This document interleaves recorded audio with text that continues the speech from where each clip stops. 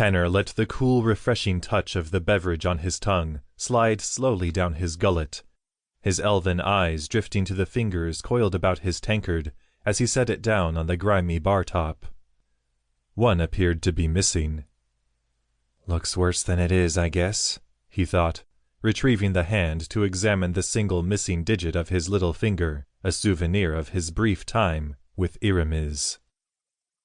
An involuntary shudder shook Tanner's body, nearly toppling him from his bar stool, as he recalled the burn-scarred face of the human man who'd hunted Tanner and his kind to near extinction.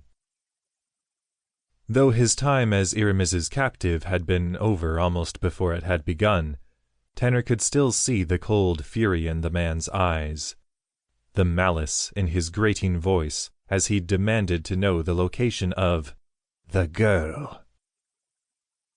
Like a warm, ever-shifting cloak over his own heart, Tanner felt his sister, Okizi's presence, lash out in response to the memory, threatening to overwhelm Tanner's control over the wellspring of fire always seething inside of him.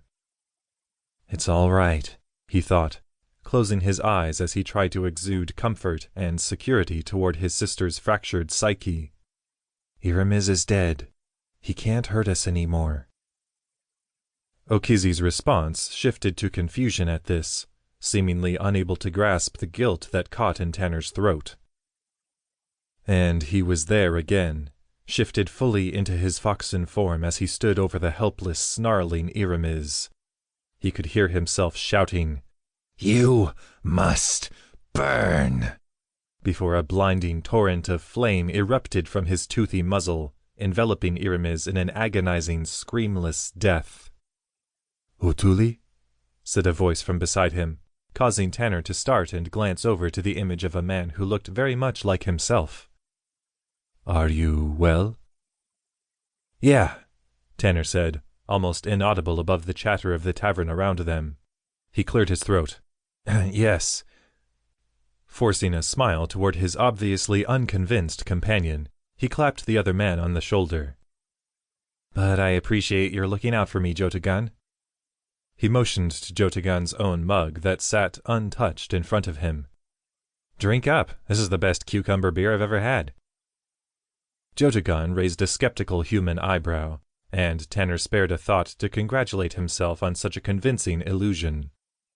Inspired by Taraki's staggering display of the ability weeks earlier in the elven ruins of Kadason, where the Crockblood had not only manifested an army of her kin, but draped a convincing image of their warmongering leader, Garich, over Jotagan, Tanner had attempted to fine-tune his own illusory magics in recent days. It was a simple matter to cloak his own pointed ears with more rounded human ones, while in his elven form. He'd done it for years, never even realizing it.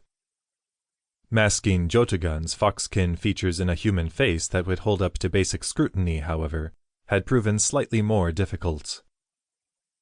Tanner glanced about, noting once again the lack of other half-breeds in the small, bustling tavern. Jotagan had been reluctant to enter the township at all, even so far away from the beacon of civilization awaiting them in Falcon Crest. Neither of them may have been vermin, how the enduring major races of humans and gnomes referred to the crockbloods, goblins, snakebloods, and lizardkin that had rallied to Garich's army. But the climate of a world already strained against half-breeds had fallen even further into paranoia since Garich had grown bolder in his declarations against the city-dwellers. He may not have attacked any settlements yet, to Tanner's knowledge, but, with the war between Volkrit, Blade Master of the Samanir, and Mevod, the unhinged King Treligon's power-mad grandson, even Tanner had had to admit that plucking at a world tensed for danger might not have been the best idea. Still, he'd wanted to share a drink with his cousin, and so had offered up the illusion as a compromise. Jotagan had reluctantly agreed.